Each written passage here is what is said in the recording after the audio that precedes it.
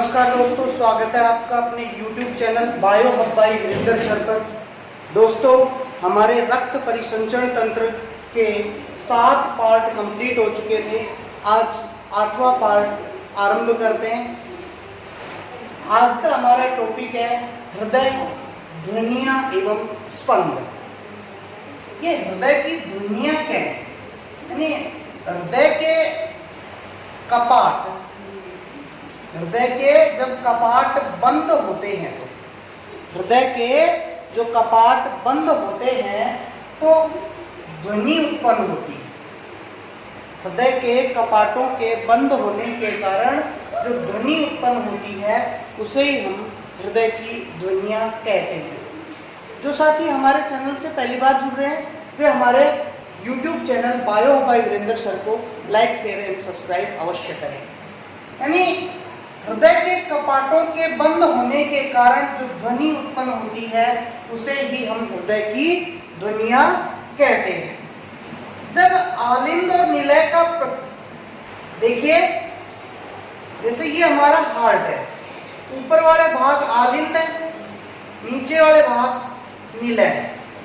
आलिंद निलयों के बीच द्विवल्नी और त्रिवल्नी कपाट पाए जाते हैं और जहां से धमनी निकलती हैं, निलय और धमनी के बीच यहाँ अर्धचंद्राकार कपाट पाए जाते हैं। इधर से सिराएं आकर के जुड़ती हैं। तो जब आलिंद का निलय का प्रकुंचन होता है तो निलय प्रकुंचन के समय ये द्विवल्नी और त्रिवल्नी कपाट क्या हो जाते हैं? बंद होते हैं। ये द्विवल्नी और त्रिवल्नी कपाट ऐसे बंद हो जाते हैं, जिसके कारण जो ध्वनि उत्पन्न होती है उसे हम प्रथम हृदय ध्वनि या जिसे लब कहा जाता है। जब निलयों का प्रकुंचन होता है तो उस समय द्विवल्नी और त्रिवल्नी कपाटों के बंद होने के कारण जो ध्वनि उत्पन्न होती है उसे हम प्रथम हृदय ध्वनि कहते हैं, जिसे लब के नाम से जाना जाता है। और जैसे ही निलयों का अनुशीतलन होगा, निलय क्या होंगे? अनुशीतलित होंगे। निलयों का अनुशीतलन होगा तो अर्धचंद्राकार कपाट बंद होंगे। ये अर्धचंद्राकार कपाट हैं, ये क्या होंगे? ये बंद हो जाते हैं। और अर्धचंद्राकार कपाटों के बंद होने के कारण द्वितीय हृदय ध्वनि उत्पन्न होती है। द्वितीय हृदय ध्वनि उत्पन्न होती है जिसे डब कहा जाता है। यानी प्रथम हृदय ध्वनि को लब और दूसरी हृदय ध्वनि को डब कहा जाता है। दोबारा से समझो, हृदय ध्वनियाँ हृदय के कपाटों के बंद होने के कारण जो ध्वनि उत्पन्न होती है उसे हृदय ध्वनियाँ कहते हैं। जब निलय का प्रकुंचन होता है, निलय का प्रकुंचन होता है तो द्विवल्नी व त्रिवल्नी कपाट क्या हो जाते हैं? बंद हो जाते हैं। द्विवल्नी और त्रिवल्नी कपाट बंद होने के कारण प्रथम हृदय ध्वनि उत्पन्न होती है जिसे लब कहा जाता है। जब निलयों का अनुशीतलन उत्पन्न होता है, अनुशीतलन होता है तो अर्धचंद्राकार ये कपाट बंद होते हैं और इन कपाटों के बंद होने के कारण द्वितीय हृदय ध्वनि उत्पन्न होती है जिसे डप कहा जाता है।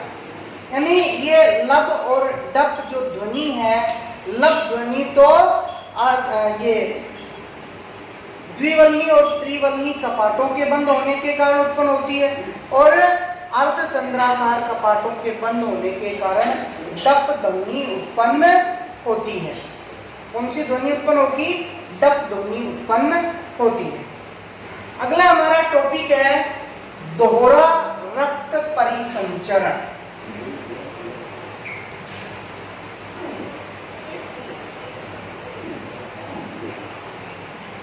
दोहरा रक्त परिसंचरण।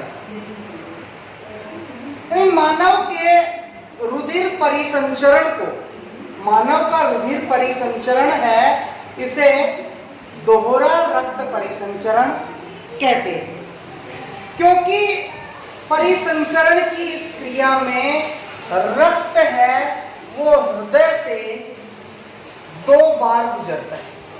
परिसंचरण की क्रिया के अंदर हृदय से रक्त 2 बार गुजरता है और हृदय से 2 बार गुजरने के कारण मानव के रक्त परिसंचरण को दोहरा रक्त परिसंचरण कहते हैं। पहले क्या होता है, शरीर के विभिन्न भागों से, पहली बार शरीर के विभिन्न भागों से O2 रहित रक्त महाशिरा द्वारा दाएं आलिंद में लाया जाता है। कहाँ लाया जाता है इसको, इस भाग को दाएं आलिंद कहेंगे। दाएं आलिंद में लाया जाता है। दाएं आलिंद से ये दाएं निलय में आता है रक्त, यहाँ से दाएं निलय में, और दाएं निलय से ये उफसीय महाधमनी द्वारा फेफड़ों में पहुंचता है। ये हमारे फेफड़ों में पहुंचता है। ये नलिका क्या कहलाएगी, उफसीय महाधमनी। तो कुपसीय महाधमनी के द्वारा रक्त कहाँ पे पहुंचेगा, फेफड़ों में। यहाँ पे CO2 व O2 विसरण क्रिया द्वारा आदान प्रदान हो जाता है, यानी CO2 बाहर निकल जाती है और O2 रक्त के साथ जुड़ जाती है, और यहाँ से O2 युक्त रक्त बाएं आलिंद में आता है, बाएं आलिंद में आता है, और बाएं आलिंद से ये O2 युक्त है, और इसको हम बोलेंगे उपसीय महाधमनी, उपसीय महाशिरा। उपसीय महाशिरा के द्वारा बाएं आलिंद में आएगा, बाएं आलिंद से बाएं निलय में आएगा, और बाएं निलय से महाधमनी द्वारा शरीर के विभिन्न भागों में पहुंचता है। तो यहाँ पे पहली बार O2 रहित रक्त आता है दाएं भाग में, और फिर O2 युक्त रक्त आता है हृदय के बाएं भाग में। अर्थात रक्त को एक चक्र पूरा करने के लिए, रक्त को हृदय का एक चक्र पूरा करने के लिए हृदय से 2 बार गुजरना पड़ता है। रक्त को हृदय से 2 बार गुजरना पड़ता है। इसे ही दोहरा रक्त परिसंचरण कहते हैं। इसे ही क्या कहेंगे, दोहरा रक्त परिसंचरण। दोबारा से समझो, दोहरा रक्त परिसंचरण में मानव हृदय में दोहरा रक्त परिसंचरण, मानव के अंदर दोहरा रक्त परिसंचरण पाया जाता है। अर्थात रक्त हृदय से 2 बार गुजरता है। पहली बार O2 रहित रक्त शरीर के विभिन्न भागों से इकट्ठा करके महाशिरा द्वारा दाएं आलिंद में आएगा, दाएं आलिंद से दाएं निलय में, और यहाँ से उपसीय महाधमनी द्वारा फेफड़ों में लाया जाएगा, जहाँ O2 रुधिर के साथ जुड़ जाती है, CO2 बाहर निकल जाती है। अब ये O2 युक्त रुधिर है, ये उपसीय महाशिरा द्वारा बाएं आलिंद में आएगा, बाएं आलिंद से बाएं निलय में, और बाएं निलय से महाधमनी द्वारा शरीर के विभिन्न भागों में पहुंचा दिया जाता है। इसे ही हम क्या कहेंगे, दोहरा रक्त परिसंचरण तंत्र। अब हमारा अगला पॉइंट आता है कि दोहरे रक्त परिसंचरण तंत्र का या दोहरा रक्त परिसंचरण है, इसका महत्व क्या है। महत्व, पहला महत्व है कि भाई O2 युक्त व O2 रहित, O2 युक्त व O2 रहित रक्त आपस में कभी भी नहीं मिलते, यानी हमेशा ये पृथक रहते हैं। दूसरी बात कि भाई रक्त है शरीर में एक चक्र पूरा करने के लिए, रक्त का शरीर में एक चक्र पूरा करने के लिए हृदय से 2 बार गुजरना पड़ेगा। रक्त को एक चक्र पूरा करने के लिए हृदय से 2 बार गुजरना पड़ता है।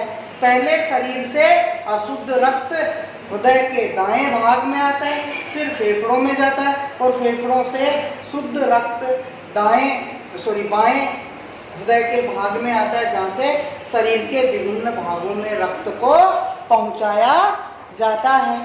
ये क्रिया क्या कहलाती है? दोहरा रक्त परिसंचरण कहलाती है। हाँ भाई, नेक्स्ट हमारा टॉपिक है लसिका तंत्र।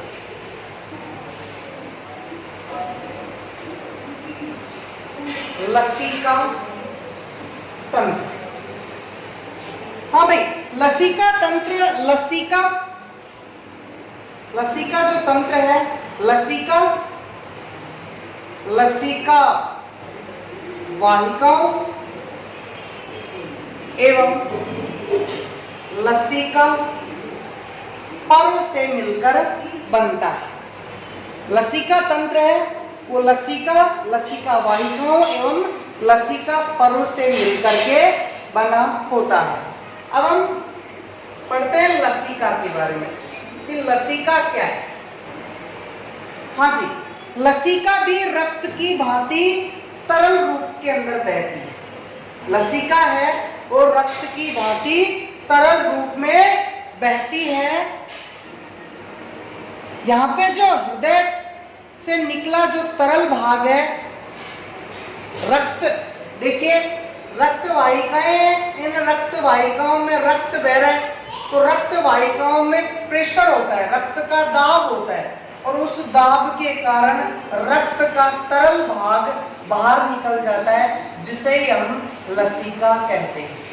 दोबारा से समझना कि हृदय से जो रक्त है वो रक्त वाहिकाओं में बहता है तो दाब के साथ जाता है, तो रक्त के दाब के कारण इन रक्त वाहिकाओं से तरल भाग बाहर निकल जाता है, जिसे हम लसिका कहते हैं।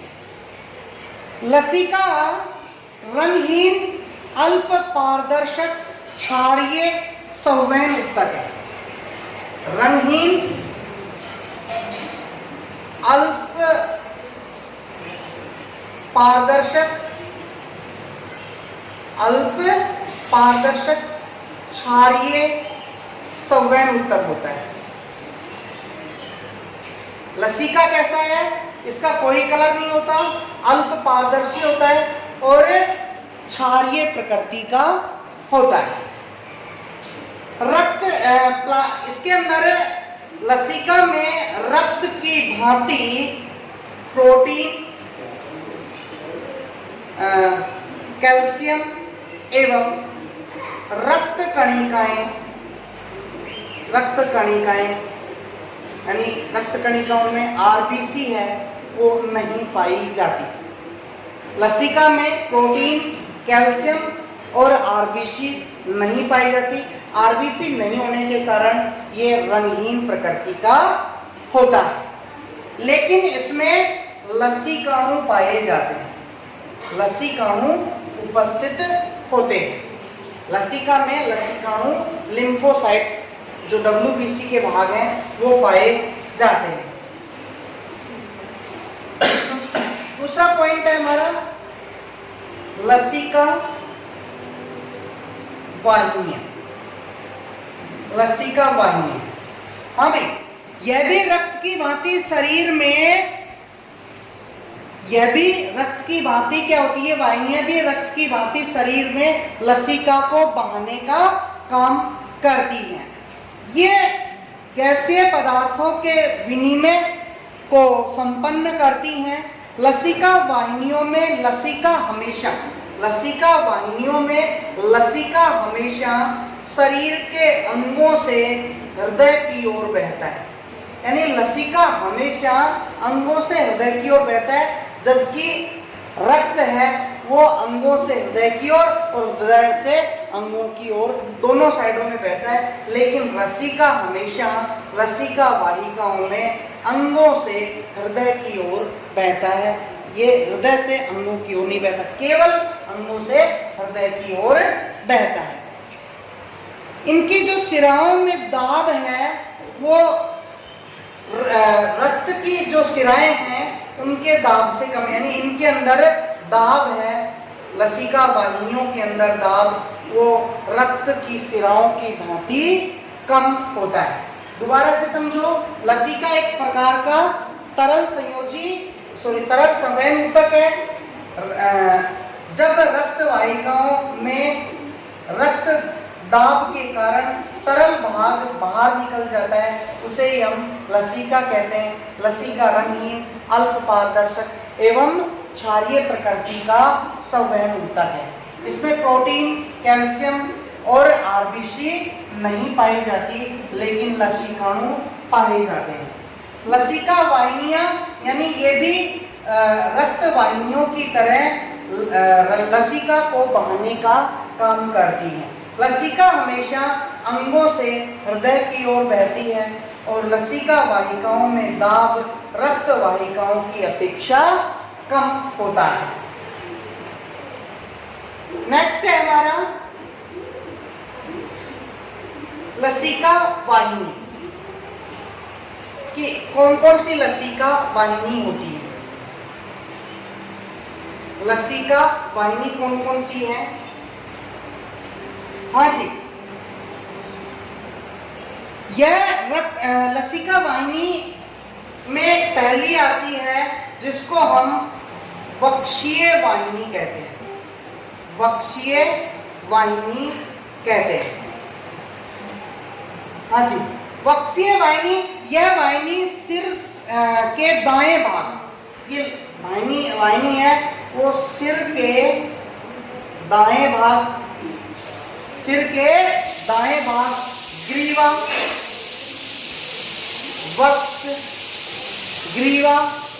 वक्ष एवं शरीर के जो निचला श्रोणी भाग है जिसको अपन पश्चपाद बोलते हैं, पश्चपाद, श्रोणी क्षेत्र, उदर, शरीर का कुछ अग्र भाग,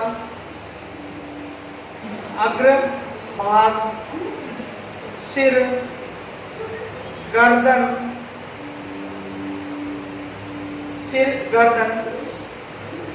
अग्रपादों से लसिका को लाने का काम करती है। वक्षीय वाहिनी सिर के दाएं भाग, ग्रीवा, वक्ष, पश्चपाद, श्रोणी क्षेत्र, उदर, शरीर का अग्रभाग जिसमें सिर, गर्दन, अग्रपादों से लसिका को इकट्ठा करके किधर लाते हैं? ये हृदय के अंदर लाने का काम करते हैं। दूसरी है हमारी जिसको दाई लसिका वाहिनी कहा जाता है। दाई लसिका वाहिनी, ये दाई लसिका वाहिनी ग्रीवा में उपस्थित होती है, गर्दन के अंदर ये पाई जाती है, गर्दन में उपस्थित होती है। जो शरीर के अग्रभाग, ये कहां से लाती है? शरीर के अग्रभाग, दाएं सिर, गर्दन, अग्रपाद से लसिका इकट्ठा करके और हृदय के अंदर लाने का काम करती है। दोबारा से समझो, लसिका वाहिनियां दो प्रकार की हैं। एक तो वक्षीय वाहिनी है वो सिर के दाएं भाग, ग्रीवा, वक्ष और शरीर का ये पश्चपाद, श्रोणी क्षेत्र, उदर, शरीर का अग्रभाग, सिर, गर्दन, अग्रपादों से लसिका को इकट्ठा करके लाने का काम करती है। दाई लसिका वाहिनी है, ये ग्रीवा में पाई जाती है, जो शरीर के अग्रभाग, दाएं सिर, गर्दन, अग्रपाद और अग्रपाद से लसिका को इकट्ठा करके हृदय में लाती है। तीसरा हमारा बिंदु है लसिका पड़। लसीका पर्व, जिनको गांठें भी कहा जाता है, लसीका गांठें। हाँ जी, लसीका वाहिनियों में जगह जगह लसीका गांठें पाई जाती हैं, यानी लसीका जो वाहिनी है उनमें जगह जगह ये लसीका गांठें जगह जगह पाई जाती हैं। जगह जगह पे लसीका वाहिनियों में लसीका गांठें पाई जाती हैं। इन गांठों में लिम्फोसाइट स्थित होता है। लसीका गांठें सिर, गर्दन, बगलों, सिर में, गर्दन, बगलों के अंदर पाई जाती है। ये जो लसीका वाहिनियों के समीप स्थित होती हैं, हमारे गर्दन में पाए जाने वाले जो टॉन्सिल हैं वो एक प्रकार की लसीका गांठें होती हैं। लसीका गांठें होती हैं। लसीका पर्व क्या है? लसीका वाहिकाओं में जगह जगह पे जो गांठें पाई जाती हैं उनको लसीका पर्व कहते हैं। लसीका पर्व सिर, गर्दन, बगलों और रागों, जो पश्चात अपने पाद हैं उनके बीच के अंदर ये पाई जाती हैं। ये क्या करती हैं भाई, इनके द्वारा लिम्फोसाइट बनाया जाता है। ये जो हमारी गर्दन में पाए जाने वाले टॉन्सिल हैं वो भी एक प्रकार की लसीका गांठें होती हैं। अब लसीका तंत्र के कार्य क्या है? नेक्स्ट हमारा पॉइंट है लसीका तंत्र के कार्य। लसीका तंत्र के कार्य, चलिए कार्य देखते हैं। लसीका रक्त व ऊतकों के मध्य भोजन, लसीका है वो रक्त व ऊतकों के मध्य भोजन, O2, मिनरल आदि का, मिनरल उत्सर्जी पदार्थ आदि का आवागमन या आदान प्रदान करने का काम करता है। दूसरा, लसीका तंत्र, जो लसीका तंत्र है वो तंत्र वसा का परिवहन करता है। वसा का परिवहन करता है। तीसरा, आंत्रों द्वारा जो अवशोषित भोज्य पदार्थ हैं, आंतों द्वारा अवशोषित जो भोज्य पदार्थ हैं वो भोज्य पदार्थ रक्त से कहाँ मिला दिए जाते हैं? लसीका में आ जाते हैं, जहाँ से यह ऊतकों व कोशिकाओं तक पहुँचाने का काम करता है। ऊतकों एवं कोशिकाओं का तक पहुँचाने का काम करता है। लसीका के अंदर WBC पाई जाती है जो रोगाणुओं का भक्षण करती है। लसीका के अंदर क्या पाई जाती हैं? WBC पाई जाती हैं जो रोगाणुओं का भक्षण करने का काम करती है। तो लसीका तंत्र के क्या क्या कार्य हो गए? भोज्य पदार्थ, मिनरल उत्सर्जी पदार्थों का परिवहन, वसा का परिवहन, भाई रक्त से आया भोज्य पदार्थ है उसको ऊतकों और कोशिकाओं तक पहुंचाना। लसीका में पाए जाने वाले WBC हैं वो रोगाणुओं का भक्षण करने का काम करते हैं। नेक्स्ट हमारा बिंदु आता है कि भाई लसीका में और रक्त में अंतर क्या है?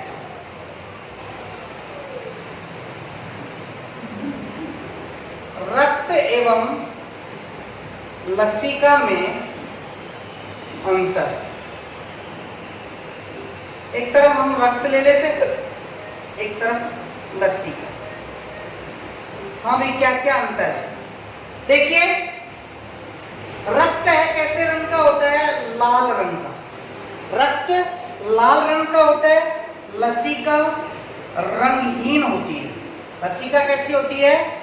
रंगहीन होती है, क्योंकि लसीका के अंदर WBC नहीं पाई जाती और रक्त में WBC पाए जाने के कारण रक्त का कलर लाल होता है। दूसरा बिंदु, इसमें आरबीसी पाई जाती है, आरबीसी उपस्थित होती है, यहां पे आरबीसी अनुपस्थित होती है, आरबीसी नहीं पाई जाती। तीसरा जो अंतर होता है, इसमें जो WBC है रक्त में, WBC कम होती है, रक्त में WBC कम होती है, जबकि लसिका में WBC अधिक होती है, लसिका में WBC अधिक होती है। रक्त में प्रोटीन अधिक होता है, रक्त में प्रोटीन की मात्रा अधिक होती है, लसिका में प्रोटीन कम मात्रा में पाई जाती है।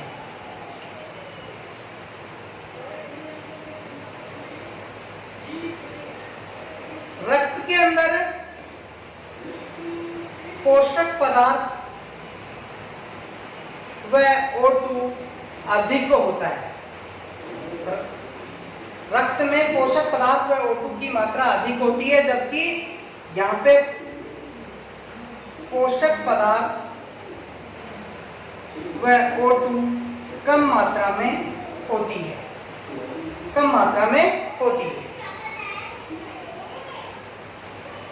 इसे सामान्य, इसे क्या कहा जाता है, सामान्य तरल संयोजी ऊतक कहा जाता है, तरल संयोजी ऊतक कहते हैं। और लसिका क्या है, लसिका छना हुआ रक्त होता है। लसिका क्या होता है, रक्त वाहिकाओं से छना हुआ रक्त होता है। रक्त और लसिका में दोबारा से एक बार देखते हैं। रक्त रंग में लाल होता है, लसिका रंगीन होती है, रक्त में आरबीसी पाई जाती है, लसिका में आरबीसी नहीं पाई जाती। इसमें WBC की संख्या कम होती है, लसिका में WBC अधिक पाई जाती है। रक्त में प्रोटीन अधिक मात्रा में होता है, जबकि लसिका में प्रोटीन कम मात्रा में होता है। पोषक पदार्थ O2 रक्त में ज्यादा पाई जाती है, लसिका में पोषक पदार्थ O2 कम मात्रा में पाई जाती है। इसे सामान्य तरल संयोजी ऊतक कहते हैं, लसिका को छना हुआ रक्त कहा जाता है। आज के वीडियो में इतना ही। इस पार्ट के आगे के वीडियो हेतु हमारा नेक्स्ट पार्ट देखें। धन्यवाद।